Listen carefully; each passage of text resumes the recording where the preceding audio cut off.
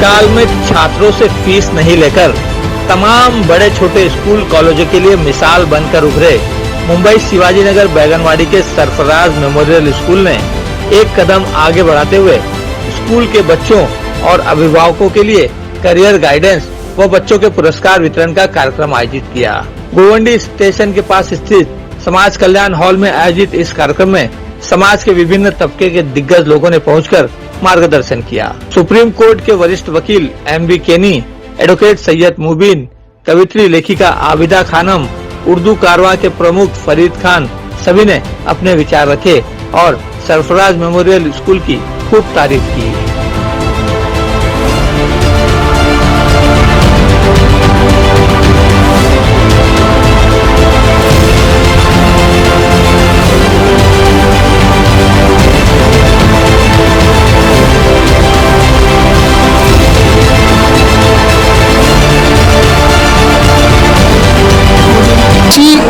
तरफ हम लोग बड़े लोग उम्र का बताएंगे बच्चे लोग को, वो लोग को मन में बैठ जाएगा और बैठा देना चाहिए।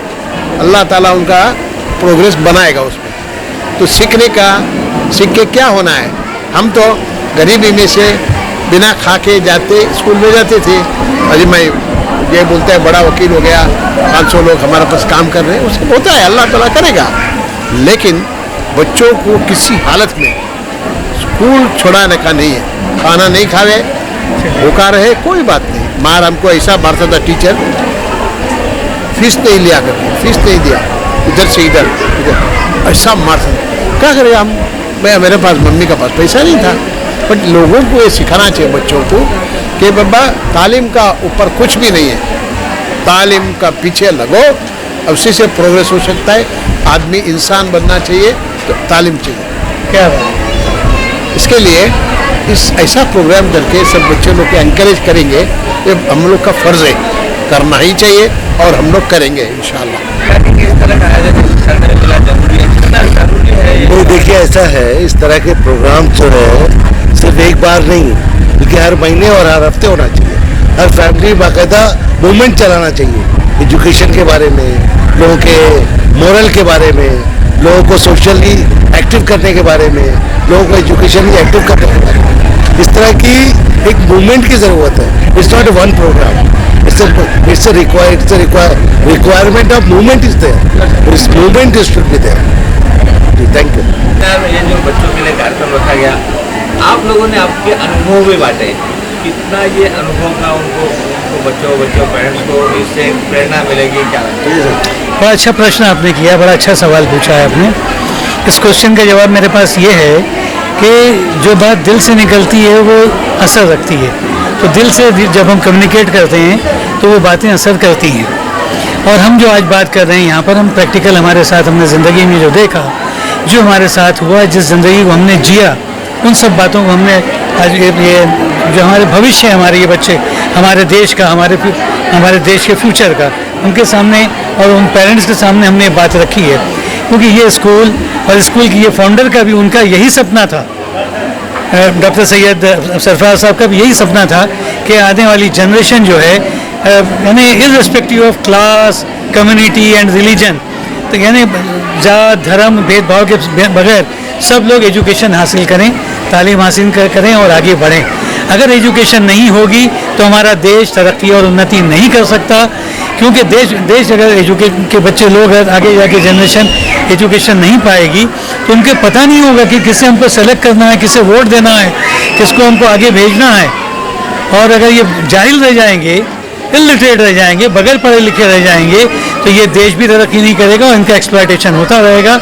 इसलिए मैं मुबारकबाद देता हूँ इस कॉलेज के इंस्टीट्यूशन के फाउंडर्स को और जो लोग उसको आगे बढ़ा रहे हैं कि वो एक इसके एजुकेशन को आगे बढ़ाते रहें, ताकि बच्चे भी आगे बढ़ें, हमारा समाज तरक्की करे और हमारा देश आगे बढ़े। और जैसा कि हमारे सीनियर एडवोकेट सुप्रीम कोर्ट के किनी साहब ने कहा कि एजुकेशन जो है सिर्फ इंसान नहीं बल्कि इंसानियत भी बनना सिखाता है, आदमियत सिखाती है। बस यही मैसेज है हमारा। Thank you. गोंडी के अंदर ये और गोंडी के अंदर काफ़ी हालात क्या कहना चाहेंगे गोंडी के हिना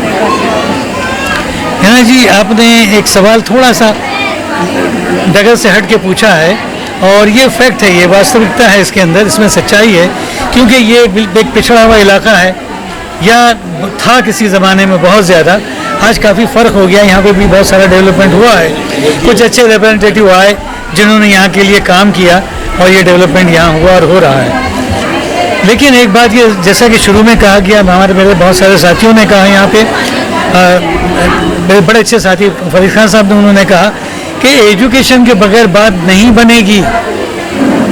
जब तक हम जब एजुकेशन जब होगी, तालीम होगी, तभी है ना लोग है ना आगे बढ़ सकते हैं। तो एक सिर्फ एजुकेशन ही नहीं, एजुकेशन के साथ हमको तरबियत भी होनी चाहिए और एक्सपर्टीज़ भी होनी चाहिए, तभी जाके उसके बात बनेगी।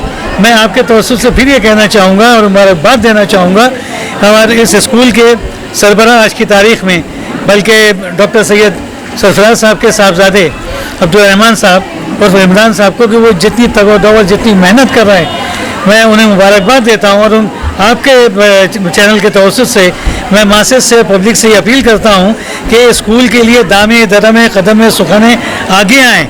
ये आपका सबका अपना सबका स्कूल है और इसको आगे बढ़ाने के लिए ताउन दें, कोऑपरेशन करें। और वो दिन दूर नहीं कि ये जो पेड़, ये बीज जो डॉक्टर सरफराज साहब ने लगाया था, एक बहुत तनावर दरख्त बन जाएगा और इस इलाके में बहुत सारी तब्दीली होंगी, जिसकी तरफ आपकी नज़र है। हमारे हिंदुस्तानी लड़कियां या लड़के अपने कल्चर को न भूलें, हम लोग जो थे वही रहे, क्योंकि आजकल बेहूदगी की तरफ सोच ज़्यादा जा रही है। न तो बुर्का नया है, न आंचल नया, न घूंघट कोई पुराना है। ये हिंदुस्तान के जीने का हमेशा से यही ढंग है और यही तरीका है। न तो यहाँ के हिंदू कभी नंगे रहे, न मुसलमान। लिहाजा हम सबको मिलकर अपनी धरोहर भी बचाना है, आने वाली नस्लों को भी, मौजूदा लोगों को भी, हमें हिंदुस्तान को बचाना है। लिहाजा उन्हीं तरीक़ों पे चलना है जिस पे हिंदुस्तान था, क्योंकि हमने अपने गांव में जो देखा बचपन में, तो हमारे यहाँ ठाकुर ब्राह्मणों की बहुएं कभी बेपर्दा नहीं निकलती। साड़ी के बाद उनके सर पे चादर भी होती है, उनकी सूरत आप नहीं देख सकते। आने वाली जनरेशन को क्या मैसेज? यही मैसेज दे रहा हूँ कि उस हिंदुस्तान को जिंदा रखो, उस हिंदुस्तान को जिंदा रखो, बस मैं यही चाहती हूँ। और तालीम होगी तो सब होगा, तालीम नहीं है तो जो जिसको बता दिया जाएगा लोग वही करेंगे। तो आप अपने आप को पढ़िए, अपने गुजरे हुए कल को भी पढ़िए कि आप किस हिंदुस्तान में रहे, आपके आबा अजदाद किस हिंदुस्तान में जिए, आपको उसमें जीना। ये हिंदुस्तान रास नहीं आ रहा हम लोगों को। इतनी एक्स्ट्रा जिम्मेदारी रहती है बच्चों को पालन। हाँ, ये सवाल आपका अच्छा है, क्योंकि औरतें ज़्यादा बच्चों पे टाइम देती हैं। औरत भी एक स्कूल है।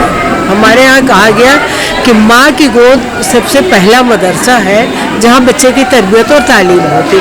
माँ बच्चे को खिलाते खिलाते भी बहुत कुछ सिखा देती है, सुलाते सुलाते भी सिखा देती है। ये एक माँ की खूबी है। तो माँ बहुत ज़्यादा जिम्मेदारी इस मामले में हो। रात को बच्चों का एग्ज़ाम हो, सुबह उठना हो, मैं समझती हूँ माँओं का एग्ज़ाम ज़्यादा होता, बच्चों का कम होता। हिंदुस्तान की तहजीब को ज़िंदा रखने के लिए अपने आप को किस तरह से लोग उसमें वो कर दे, बहुत बड़ी बात है। आप सोचें, मैं सोचूं, आपके घर में बच्ची है, मेरे घर में बच्ची है, एक 15-16 साल की बच्ची 25-50 लड़कों को झेलेगी तो उसकी क्या कैफियत है। उस पस मंज़र में ये बात मैंने कही है। और ये हर बच्ची के लिए हिंदुस्तान के खबीस चीख रहे थे मुझे डराने, खबीस चीख रहे थे मुझे डराने को, जवाब भीड़ को होकर निडर दिया मैंने। खबीस चीख रहे थे मुझे डराने को, जवाब भीड़ को होकर निडर दिया मैंने। हिजाब नोचने आए थे भेड़िए मेरा, हिजाब नोचने आए थे भेड़िए मेरा, बुलंद नारे तकबीर कर दिया मैंने। तो ये किसी एक के मुस्कान के लिए नहीं है, ये गंगा के लिए भी है, क्योंकि हमारी तहजीब ये नहीं है। हिंदुस्तान की, वो एक आदमी ने बनारस में कहा कि अगर मेरे आंचल घूंघट बिंदी सिंदूर पे बात आएगी तो मैं फाड़ के रख दूंगा। वो हिंदू है, मगर मुझे उसकी ये बात अच्छी लगी। आज हर शख्स में ये वो होना चाहिए, हमारे हिंदुस्तान की हर बच्ची हमारी बच्ची है। कोई एक नहीं है मेरे, अगर मुझे कोई बच्ची कहीं मिल जाए, हिंदू की हो या मुसलमान की, मैं उसी तरह नहीं छोड़ूंगी जब तक उसके इसके घर तक नहीं पहुंचा। ये जज्बा सब में होना चाहिए मेरे भाई, ये जज्बा न मरने पाए, बस यही सबसे बड़ी है। सरफराज इंग्लिश स्कूल का जो ये जलसा था, तो मैं समझता हूँ कि वाकई जो है बहुत सारे पेरेंट्स ऐसा समझते हैं ना कि हमने अगर बच्चों को स्कूल भेज दिया तो अभी स्कूल की जिम्मेदारी है कि वो उनका रिजल्ट अच्छा लेकर आए, हमने बच्चे को दाखिला करा दिया, हमने फीस भर दी, हमारी जिम्मेदारी ख़त्म हो गई। पर ऐसा नहीं है। आप देखिएगा कि पेरेंट्स की बहुत जिम्मेदारियां हैं, और अगर आप आरटी एक्ट को देख लीजिए, राइट टू एजुकेशन एक्ट, तो उसमें भी जा बजा जो है पेरेंट्स टीचर एसोसिएशन, पेरेंट्स से मुलाकातें, इन सब चीज़ों की बहुत अहमियत है। और रही आज के जलसे की बात, इस स्कूल की बात, तो मैं आपको बता दूं कि किसी भी मामले में ना इनपुट के हिसाब से आउटपुट देखा जाता है। आप देखिए कि बड़ी बड़ी English medium convent, ICSE, CBSE board, जहाँ बहुत महंगी फीस अदा करके लोग अपने बच्चों को भेजते हैं, और वहाँ के बच्चे अगर कोई बहुत एक्स्ट्रा ऑर्डिनरी काम करते हैं या तालीम में नाम करते हैं तो कोई बड़ी बात नहीं। लेकिन स्लम के इस माहौल में, गोविंडी जैसे पिछड़े इलाके में, बहुत मुश्किल माहौल में, बहुत सख्त हालात से जो पेरेंट्स अपने बच्चों को जो है अच्छी स्कूल में यहाँ के जैसे भेजा है, यहाँ की ये अच्छी स्कूल मानी जाती है तक़वियतुल इस्लाम या सरफराज इंग्लिश स्कूल, तो यहाँ के एक पुअर इंफ्रास्ट्रक्चर में, जो भी कमज़ोर इंफ्रास्ट्रक्चर है, किसी बड़ी इंग्लिश मीडियम स्कूल का मुकाबला नहीं कर सकता, ना बच्चे ना पेरेंट्स मुकाबला कर सकते। लेकिन इन हालात में भी मुकाबले की कोशिश तो जारी है, पहला कदम तो कम से कम बढ़ाया है। तो मैं समझता हूँ कि इन हालात में, इस गोविंदी के मुश्किल हालात में, ये स्कूल, ये पेरेंट्स, ये बच्चे सब मुबारकबाद के मुस्तहिक हैं जिन्होंने आज के इस प्रोग्राम में हिस्सा लिया। सर क्या कहेंगे, क्या उद्देश्य था आज के कार्यक्रम का? हम देखे कि सुनते थे लेकिन पेरेंट्स हिले नहीं, ध्यान से सुन रहे थे वो सारी बातें, सारी घटनाओं को। क्या उद्देश्य था इसमें? उद्देश्य ये था कि हमारा जो इलाका है गोवंडी, ये स्लम एरिया है, और यहाँ पर बहुत सारे प्रॉब्लम्स हैं बच्चों की रीडिंग के मामले में, बच्चों के एजुकेशन के मामले में। तो आज का जो प्रोग्राम यहाँ पर रखा गया था वो पेरेंट्स के गाइडेंस के लिए रखा गया था कि पेरेंट्स की जिम्मेदारियाँ, रिस्पॉन्सिबिलिटीज़ क्या होती हैं, वो किस तरीके से बच्चों के ऊपर केयर करे और बच्चों की तरबियत में किस तरीके से उनका अहम रोल होता है। तो इन तमाम चीज़ों के ऊपर आज बात करनी थी। उसके लिए बहुत सारे पैनलिस्ट, हमने एक पैनल भी सिलेक्ट किया था, बहुत सारे मेहमान आए थे, उन्होंने भी बहुत सारी बातें की, और ऐसे ऐसे टॉपिक्स के ऊपर बात हुई है कि ये सुनते हुए पेरेंट्स अपनी कुर्सियां नहीं छोड़े और बैठे रहे, वरना अक्सर और बेशतर देखने को मिलता है कि प्रोग्राम इस तरीके के शुरू तो होते हैं लेकिन एंड होते होते कुर्सियां खाली हो जाती हैं। लेकिन ये बेहतरीन चीज़ थी कि पेरेंट्स भी हमारे डटे रहे हुई है। और कोरोना काल में हमने सुना, पेरेंट्स से बात की हमने, वो बताए थे कोरोना काल में जो और स्कूल है वो तगादा कर रहे थे फीस के लिए, लेकिन आपके यहाँ सहूलियत दी गई थी, क्या करें? देखिए कैसा हुआ कि कोरोना काल के अंदर जो है बहुत सारे लोगों को हमने देखा, क्योंकि मैं एक सोशली भी एक्टिव रहता हूँ, तो मैंने देखा बहुत सारे लोग हमारे गोंडी इलाके के अंदर, कुछ लोग लोगों की मदद कर रहे थे, जैसे राशन पहुँचा करके, मेडिकल की हेल्प दे करके, एम्बुलेंस से, सिलेंडर के गैस के बाटलों से, ऑक्सीजन के बाटलों से, बहुत सारी चीज़ों लोग मदद कर रहे थे। तो हमको लगा कि हमें भी कुछ करना चाहिए, तो हमने सोचा हमारे पास एजुकेशन है तो क्यों ना एजुकेशन पे किया जाए, क्योंकि लोग तो हमेशा कहते रहते एजुकेशन पे काम होना चाहिए, लेकिन काम कहीं दिखाई नहीं देता। तो हमने काम शुरू कर दिया। हमने ऐलान किया था कि पिछले 2 साल की फ़ीस माफ़ रहेगी, तमाम पेरेंट्स बेफिक्र हो जाए, उनको टेंशन लेने की ज़रूरत नहीं है। और दूसरी चीज़, जब तक ऑनलाइन की एजुकेशन रहेगी, जब तक गवर्नमेंट ऑफ महाराष्ट्र का ऐलान नहीं हो जाएगा कि फिजिकल क्लासरूम में बैठ करके स्टूडेंट जो है वो एजुकेशन लेंगे, जब तक भी हम फीस माफ़ रखेंगे। तो मंथ ऑफ दिसंबर से ऐलान हुआ है, और मंथ ऑफ दिसंबर से हमारी इधर मंथली फीस शुरू हुई है। मंथली ट्यूशन फीस जो है कि राइट होता है इंस्टीट्यूशन का, जिससे सैलरी, बेसिक नीड्स पूरी की जाती हैं स्कूलों के, वो भी हमने माफ़ किया हुआ था। इसके अलावा और स्कूल की तरफ से क्या क्या एक्टिविटी होती है जिसमें पेरेंट्स भी और बच्चे भी, टीचर्स भी? बहुत सारी एक्टिविटीज़ होती है। अभी कंपटीशन हुए जिसके रिजल्ट्स अभी डिस्ट्रीब्यूट किए गए, सर्टिफिकेट्स वगैरह डिस्ट्रीब्यूट किए गए, तो उसके अंदर भी पेरेंट्स हैं, स्टूडेंट हैं, सारे लोग, टीचर स्टाफ है। हमारा टीचर स्टाफ बहुत एक्टिव है, बहुत समझदार है और बहुत अच्छे से काम कर रहा है।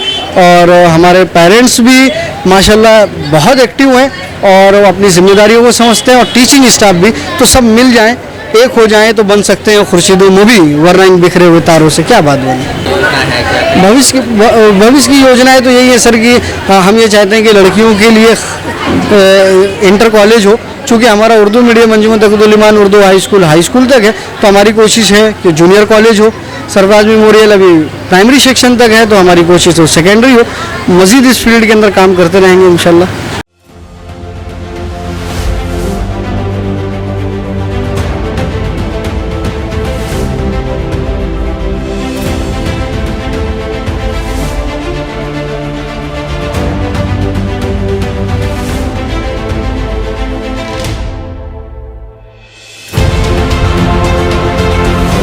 का ये जो कार्यक्रम था आज बच्चों के लिए और पेरेंट्स के लिए कितना ज़रूरी मानते हैं आज का? बहुत ज़रूरी है कि बच्चे उससे अपना वो सीखते पढ़ते और पढ़ने के लोग को तजुर्बा बढ़ता है, पढ़ने का उन लोग को हौसला बढ़ता है। ये सब और मेडल जो मिला है बच्चे लोग को, उससे उन लोग को और तजुर्बा मिलता है पढ़ने के लिए, इसलिए ये सब अच्छा है। क्या कहेंगे स्कूल के बारे में? ये स्कूल कितना अच्छा है, कितना है? कोरोना काल में काफ़ी कुछ काम किया है स्कूल का। हाँ किए ना, दिसंबर तक का, जब तक का बोले गवर्नमेंट ने स्कूल नहीं चालू करे थे, जब तक का इधर फीस नहीं चालू हुई, जब तक की फीस हम लोग को माफ़ थी। अभी जब गवर्नमेंट ने स्कूल चालू करी है तो ये फीस चालू हुई है, जब से नहीं तो फीस नहीं चालू थी। और बाकी जो भी कुछ भी हुआ है सब फ्री में करे सर ने स्कूल में। क्या कहेंगे? नहीं सर ने तो कहे थे कि मतलब जब तक का गवर्नमेंट का ऐलान नहीं होता है तब तक का फ़ीस माफ़ रहेगी। तो जब गवर्नमेंट का ऐलान हुआ दिसंबर से, तब से फ़ीस चालू हुई है और बहुत अच्छा है। पढ़ाई भी बहुत अच्छी है स्कूल की और टीचर भी बहुत अच्छे से बच्चों का ध्यान देते हैं, पढ़ाई भी बहुत अच्छे से कराते हैं और बहुत अच्छा मतलब बच्चों का ये कोरोना में भी बहुत अच्छे से ख्याल रखा गया। उनको जिस तरीके से देना चाहिए था कि मतलब मास्क और सैनिटाइज़र ये सब, तो उस पर बराबर मतलब उन्होंने लागू किए थे। स्कूल ने तो बहुत साथ दिया यहाँ की पब्लिक का। जब तक का ऐलान नहीं हुआ, जब तक का इन्होंने फ़ीस माफ़ करा, जब वहाँ से गवर्नमेंट की तरफ से ऐलान हुआ, जब यहाँ से फ़ीस चालू हुई है। बाकी दूसरे स्कूलों से बेहतर है ये स्कूल के। हमारे बच्चे और भी स्कूलों में पढ़ते हैं, वहाँ पर लॉकडाउन में हमारे को कुछ भी फ़ीस नहीं माफ़ करेगी, लेकिन ये स्कूल माफ़ करेगी फ़ीस हमारे को। हाँ सर, मेजरमेंट वगैरह सब अच्छा है। मेरा बच्चा भी 3 साल मेरे बच्चे के कोरोना की वजह से बहुत वीक था, बट जब से इस स्कूल में डाला है उसको तो बहुत अच्छे से इम्प्रूवमेंट हुआ है। मेरे बच्चे को ए भी लिखने नहीं आता था, लेकिन इस स्कूल के टीचर अच्छी हैं, सब अच्छे से प्यार मोहब्बत से बच्चों को पढ़ाते हैं। और स्टार्टिंग में तो फीस वगैरह कुछ भी नहीं थी, अभी जब से गवर्नमेंट से शुरू हुआ है तब से ही चालू है।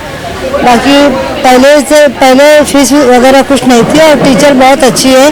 टीचर ने मुझे बताया भी कि आपका बच्चा बहुत वीक है, इसके लिए आप ट्यूशन लगाइए, तो मैंने फिर ट्यूशन भी लगाया तो बच्चे में इम्प्रूवमेंट है। स्कूल तकादा कर रहे थे स्कूल वाले फीस के लिए कोरोना काल में, जब लोगों के पास पैसे की तंगी थी, लेकिन ये स्कूल आगे आया था मदद करने के लिए। क्या कहें? ये स्कूल बहुत अच्छी है, ऐसे टाइम पे साथ दी है जब कोई स्कूलों ने किसी का साथ नहीं है। अदर स्कूल बच्चों को घर में बैठा के रखे थे, ये स्कूल ने सब सेफ्टी के साथ पढ़ाई करवाई है, वो भी फ्री में करवाई है और पढ़ाई के लिए भी बहुत अच्छी है। बच्चे अगर डल होते तो यहाँ की टीचर्स वगैरह उन लोग को इम्प्रूव करते कि अच्छे से पढ़ो, अच्छे से करो, और उनको बहुत साथ देते हैं। और स्कूल भी बहुत अच्छी है पढ़ाई में। प्रोग्राम में भी आके बहुत अच्छा लगा और हमको बहुत कुछ सीखने भी मिला है।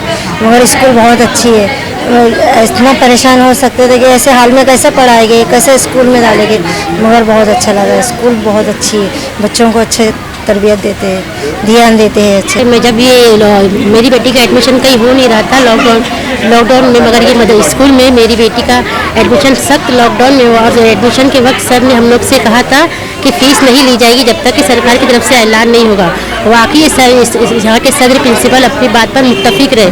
बहुत से लोग तो बोलते कुछ है मगर करते नहीं, मगर ये सर अपनी बात पर मुत्तफिक रहे। और मेरी बेटी को यहाँ डालने के बाद बहुत सी तब्दीली आ गई थी, उर्दू है, इंग्लिश है, अरबी है, सब बेटी मेरी मतलब समझने लगी। यहाँ की टीचरें भी बहुत मेहनत से अपने बच्चों को पढ़ाती है। कैमरामैन प्रवीण चौहान के साथ संध्या श्रीवास्तव, ग्लोबल चक्र न्यूज, मुंबई।